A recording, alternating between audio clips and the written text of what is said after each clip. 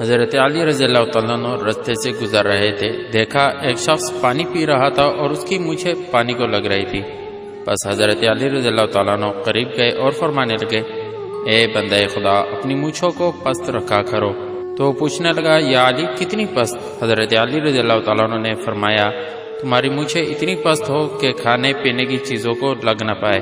یاد رکھنا، جب مونچھوں کے بال کھانے پینے کی چیزوں میں لگتے ہیں اور وہ غذا یا پانی انسان کے منہ میں جاتا ہے تو یوں انسان پریشانیوں، مصیبتوں اور بیماریوں میں گرفتار ہونے لگتا ہے۔ اے بندہ خدا، اللہ نے جو قوانین انسان پہ لازم کیے اس میں انسان کا ہی بھلا ہے۔